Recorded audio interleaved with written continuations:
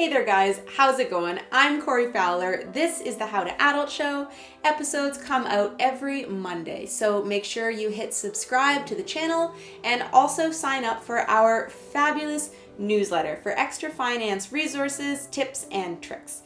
You can always find that linked down in the bio below. And today I wanted to have a little conversation around the topic of self-care. Specifically financial self-care, and why I think the version of self-care that we're commonly accepting today is actually quite damaging to our long-term well-being, and why many of us need to grow a little bit more backbone when it comes to setting ourselves up for success financially and actually creating a good financial self-care routine. So if you want to learn a few easy practices that will help you follow through with the actual, real, tangible financial self-care instead of just treating yourself out of your hard-earned dollars, then stick around through this video. Before we dive in though, I want to say a quick hello and welcome to the How to Adult Show. I'm your host, Corey Fowler, and this is your source for all the important adulting life skills, like personal finance, that you wish someone had just taught you in school. So make sure you hit subscribe, and let's get started. When we think of self-care these days, we often think of the phrase, treat yourself, usually written in bold font over a photo of a box of donuts or something like that, or new purchases laid out nicely on the bed.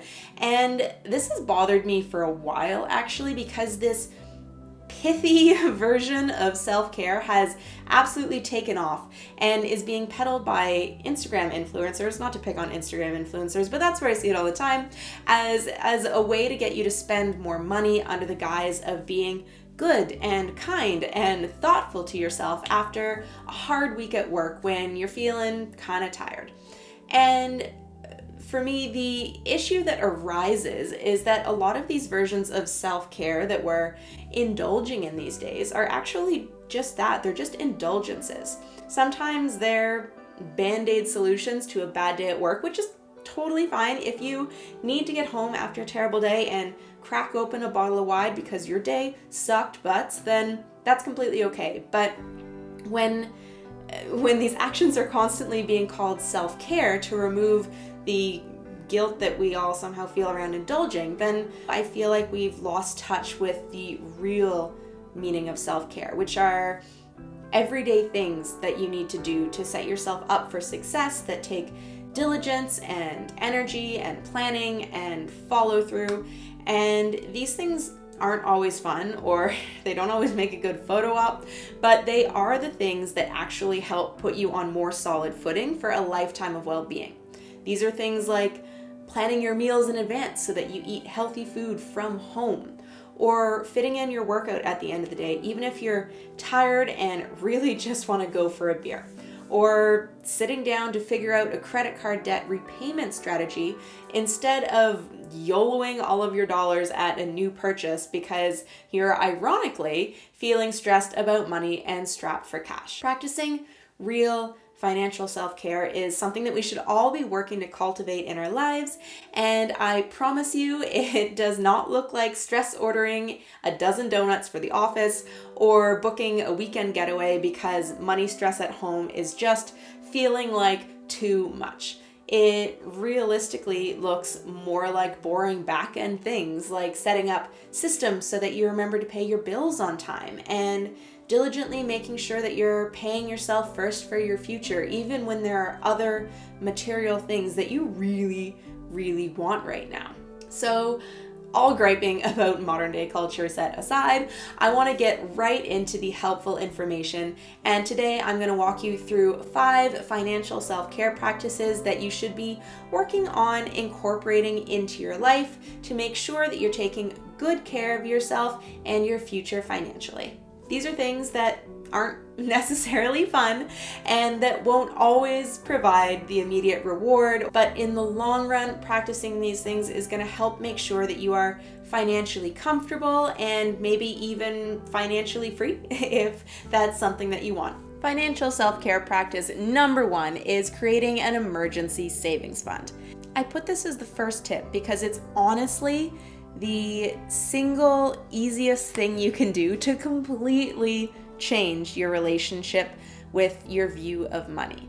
Putting aside money in an emergency savings account for yourself will immediately create this sense of calm, where before you may have felt feelings of fear and panic and lack and worries about not having enough when you think about the money in your life. Creating that safety net for yourself will immediately take you out of that place of fear and lack and making decisions based on fear and lack, and it will help to pretty much right away calm that terrible voice in the back of your head and allow you to make decisions in a much more rational and logical way. If you don't have an emergency fund yet, it's honestly hard to describe that feeling of peace and financial well-being that comes from knowing that you have that backup ready and at hand if you need it. Honestly, everyone would benefit immensely from having their own emergency savings account. If you don't have one yet and want to start one, I recommend checking out this video, or this one, I don't know what side it's on, about how to start an emergency savings fund, as well as this video about 10 ways to find unexpected savings to build your fund up faster. Financial self-care practice number 2 is tracking your spending. This is probably one of the least glamorous life chores, and I'm not going to pretend otherwise. I personally hate doing my monthly expense tracking, and I have been doing it diligently every single month for the past 6 years at least. And honestly, this is the type of practice that I'm talking about that is what true financial self-care is.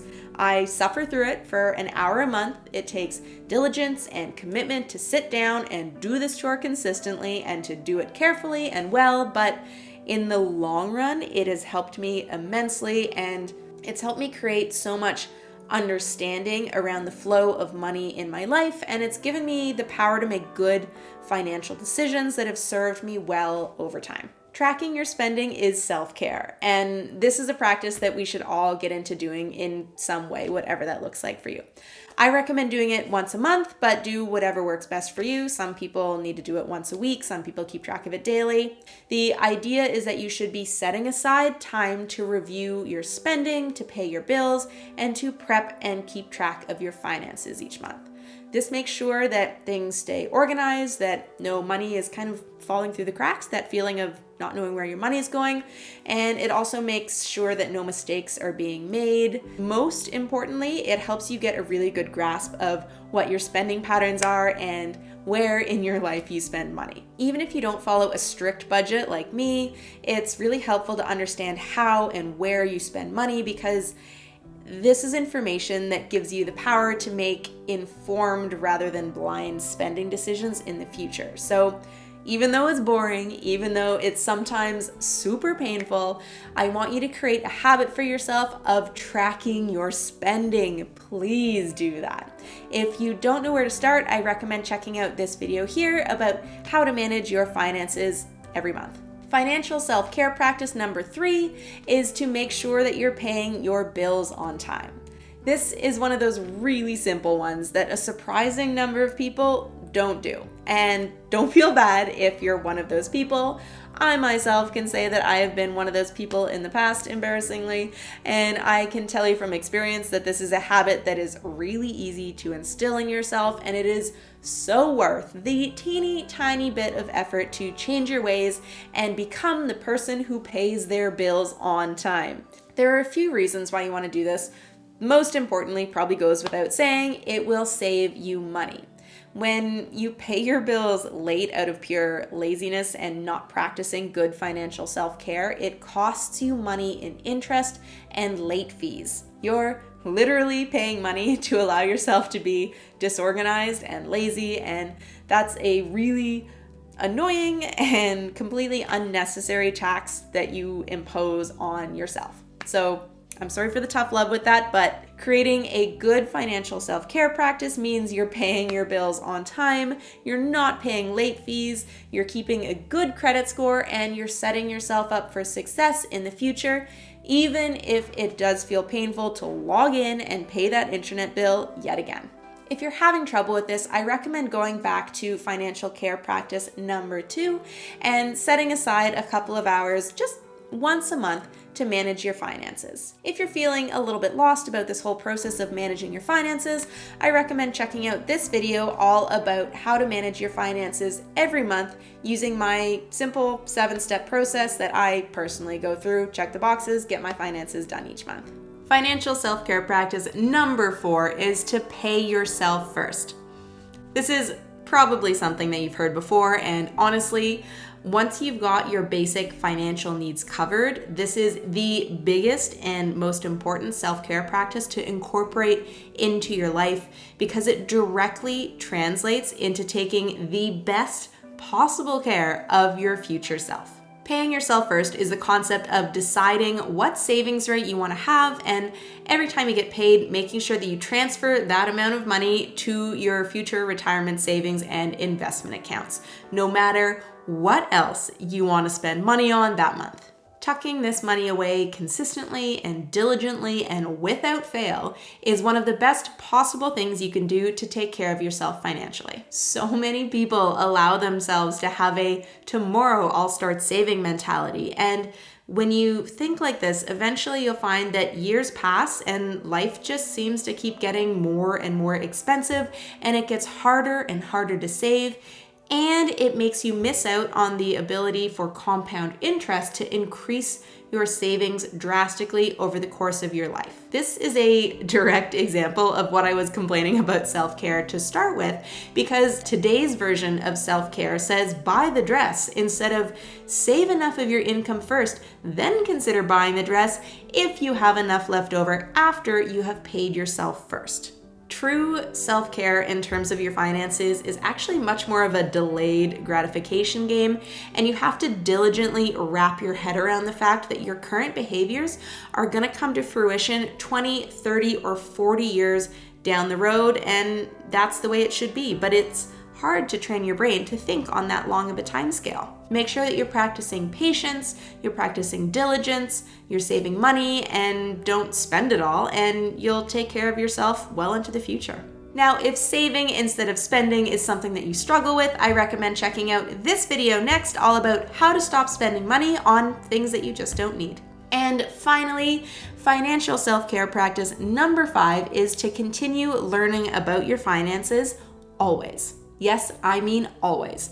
Personal finance is something that most of us never learned in school, and we also never learned it at home, and we have to take our own financial education and our own financial well-being into our own hands. I'm a big believer in constantly learning and stretching and trying new things and new ideas, and keeping up to date on your financial knowledge is so important. And I know that it can be daunting to learn about managing your finances yourself, but just like learning everything, there's a point when bit by bit, the information that you're intentionally consuming starts to fit together, and ideas and concepts start to drop into place in your mind, and they just make sense. Just like learning long division in school, all of a sudden one day you wake up and this idea that felt impossible for you to grasp the day before suddenly makes sense and is now the foundational building block for you to use to tackle the next idea and learn the next thing. It doesn't just work that way when we're kids. I promise you will understand your finances if you keep working on it.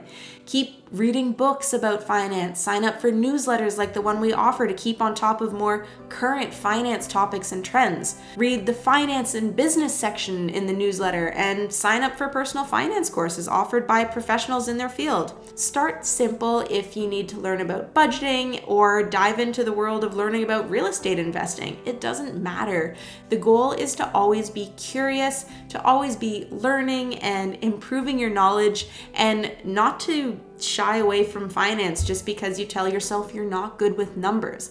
The most important parts of a financial education, luckily for us, actually have almost nothing to do with numbers in the first place. You don't have to look at numbers to understand these things, so don't use that as an excuse anymore. It is so important to start to know what you're talking about when it comes to managing your finances, and every other single part of your financial self-care practice will start to become easier when you understand why you're doing what you're doing and what steps you should be taking next. If you're not sure where to start your financial education, I recommend checking out this video here with the top 5 personal finance books that I recommend everybody should read in this order in order to start to gain an understanding of how to manage their money in their lives. If you enjoyed this episode, please remember to keep up to date with our lessons by subscribing, liking, and commenting on the video. If you want to learn more, as always, you can find loads of resources and next steps